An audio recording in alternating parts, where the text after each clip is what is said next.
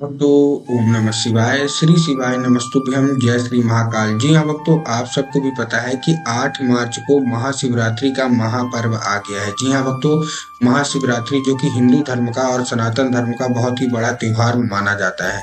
पूज्य गुरुदेव कहते हैं कि जिसकी मनोकामना कभी पूरी न हुई हो, केवल और केवल महाशिवरात्रि के दिन अपनी मनोकामना महादेव से मांग ले, सारी की सारी मनोकामना महादेव अवश्य रूप से पूरी कर देते हैं।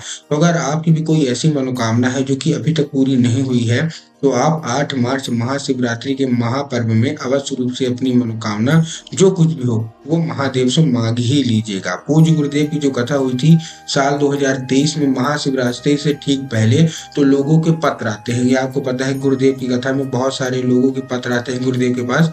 जब गुरुदेव ने पत्र पढ़े तो बहुत सारे पत्र ऐसे थे कि गुरुदेव हमारी मनोकामना नहीं पूरी हो रही, किसी की धन प्राप्ति की मनोकामना नहीं पूरी हो रही है, किसी की कर्जा मुक्ति की मनोकामना पूरी नहीं हो रही है, किसी की बीमारी की मनोकामना पूरी नहीं हो रही है, किसी की कोई ऐसी मनोकामना है जो वर्षों पुरानी है लेकिन अभी तक पूरी नहीं हुई है। तब गुरुदेव ने उपाय बताया था और कहा था महाशिवरात्रि के दिन उपाय कर लेना, तुम्हारी जो कोई भी मनोकामना होगी जो कि अभी तक पूरी नहीं हुई है, महादेव सारी की सारी मनोकामना पूरी कर देंगे। लोगों ने वो उपाय कर लिया और 1 से 1.5 महीने के बाद गुरुदेव की कथा में वापस आए। गुरुदेव को धन्यवाद कहने कि गुरुदेव, आपके द्वारा बताया गया उपाय हमने कर लिया है और हमारी सारी की सारी मनोकामना बाबा भोलेनाथ ने पूरी कर दी है। तो आखिर वो कौन सा उपाय है जिसको करने मात्र से ही लोगों की मनोकामना पूरी हो जाती है, आज के इस वीडियो के माध्यम से हम आपको बताने वाले हैं। तो चलिए चलते हैं उपाय की ओर। आपको 8 मार्च के दिन कर लेना है ये उपाय।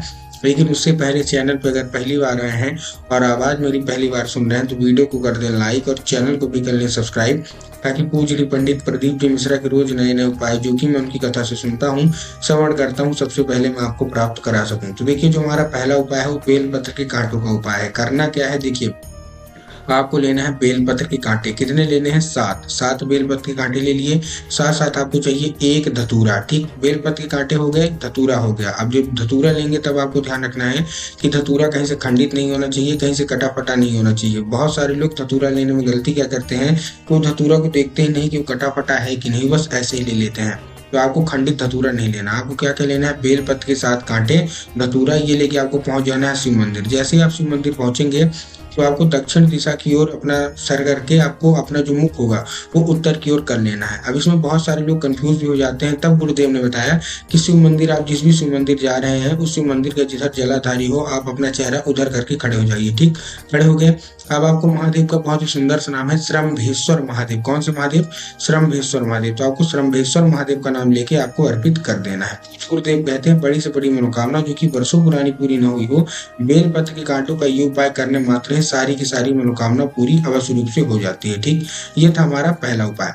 अब हम बढ़ते हैं दूसरा उपाय की ओर, जो कि धन प्राप्ति का अचूक उपाय है। करना क्या है, आपको लेना है बेलपत्र की कितने? 7, 1 लोटा जल और 3 बूंद गंगा जल। क्या क्या चाहिए? 7 बेलपत्र। देखिए इस बार बेलपत्र चाहिए, बेलपत्र के कांटे इस बार नहीं चाहिए, इस बार बेलपत्र चाहिए 7 बेलपत्र। ध्यान से लीजिएगा, बेलपत्र कहीं से कटा फटा ना हो, कहीं से खंडित ना हो। बहुत सारे लोग गलती क्या करते हैं, वो एक पत्ती को ही बेलपत्र मान लेते हैं। तो आपको एक पत्ती को बेलपत्र नहीं मानना, 3 पत्ती मिलकर जो बेलपत्र बनती है वही बेलपत्र लेना है। बेलपत्र ले लिया, 1 लोटा जल ले लिया और 3 बूंद गंगा जल, बेलपत्र उसी में डाल लीजिए और पहुंच जाइए सीधा सीधा शिव मंदिर। शिव मंदिर पहुंच गए।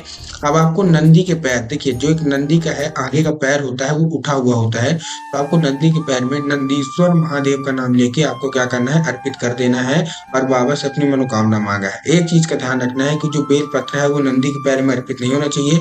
जल डालने के बाद वो बेलपत्र निकालना और शिवलिंग पे रख देना। पूज्य गुरुदेव कहते हैं कि धन प्राप्ति की बड़ी से बड़ी मनोकामना जो कि वर्षों पुरानी पूरी नहीं हो रही है, केवल और केवल ये उपाय करने मात्र से आपकी पूरी अवश्य रूप से हो जाएगी।